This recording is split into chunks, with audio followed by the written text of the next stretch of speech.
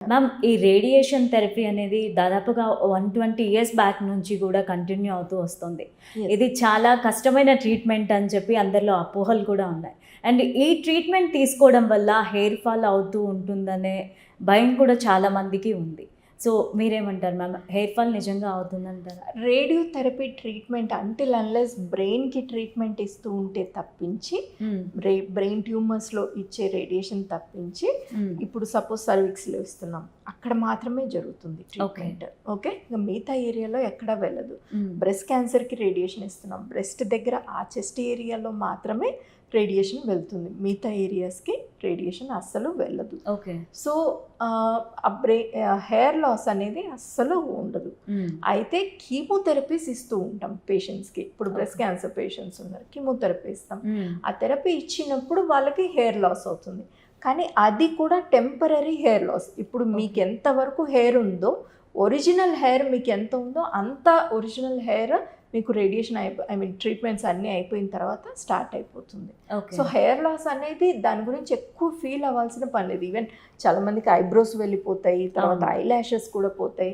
ఇవన్నీ పోయినా కానీ ఒకసారి ట్రీట్మెంట్ ఒకసారి కంప్లీట్ అయిపోయిన తర్వాత ఒక 1 month 2 months తర్వాత వెంటనే స్టార్ట్ అవుతూ ఉంటుంది. కొంతమందికి ప్యాచీగా హెయిర్ వస్తూ ఉంటుంది, వాళ్ళకి ఏం చెప్తామంటే వెంటనే మళ్ళీ సెకండ్ టైం షేవ్ చేయండి అనేసి చెప్తాం. అది సెకండ్ టైం చేయటం వల్ల ఏమవుతుందంటే మళ్ళీ కొత్తగా హెయిర్ ఫాలికల్స్ వచ్చినప్పుడు కరెక్ట్గా ఒరిజినల్గా వాళ్ళకి ఎలా ఉందో అలాగే వస్తుంది. ఓకే మ్యామ్, ఇప్పుడు హస్బెండ్ అండ్ వైఫ్లో ఎవరో ఒకళ్ళకి క్యాన్సర్ ఉంటుంది, ట్రీట్మెంట్ జరుగుతూ ఉంటుంది. అప్పుడు ట్రీట్మెంట్ తర్వాత కూడా వాళ్ళ పర్సనల్ లైఫ్ని నార్మల్గా లీడ్ చేయొచ్చు అంటారా? ఇది చాలా ఇంపార్టెంట్.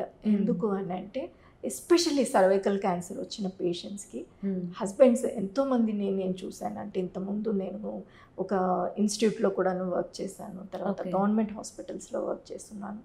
అక్కడ ఏంటంటే కొంచెం లో సోషియో ఎకనామిక్ స్టేటస్లో ఉంటారు.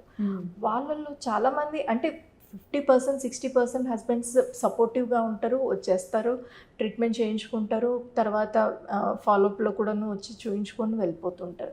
కానీ ఒక 30-40% హస్బెండ్స్ ఎలా ఉంటారు అని అంటే, ఒక్కసారి ఈమెకి ఈ క్యాన్సర్ వచ్చింది అంటే సర్వైకల్ క్యాన్సర్ కానీ బ్రెస్ట్ క్యాన్సర్ కానీ ఇలాంటివి వచ్చాయి అని అంటే, ఈమె నాకు సంసారానికి పనికి రాదు, సెక్షువల్ లైఫ్కి ఈమెతోటి నేను కలవలేను అండ్ నాకు ఈమె అవసరం లేదు అని అనుకొని పక్కకు వదిలేసిన వాళ్ళని కూడా చాలా మందిని చూస్తూ ఉంటాం.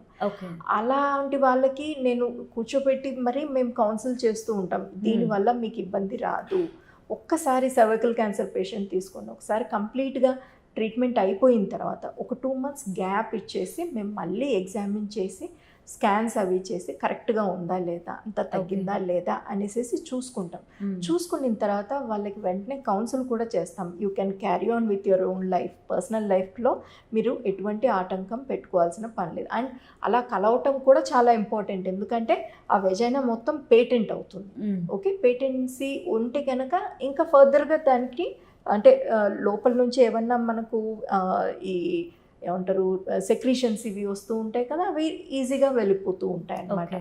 సో దానికోసం అనేసి చెప్తాం. ఈవెన్ బ్రెస్ట్ క్యాన్సర్ పేషెంట్స్ కూడాను కంపల్సరీ మీరు you can be active in your sexual life అని కూడా చెప్తాం. దీనివల్ల ఎటువంటి ప్రాబ్లము లేదు.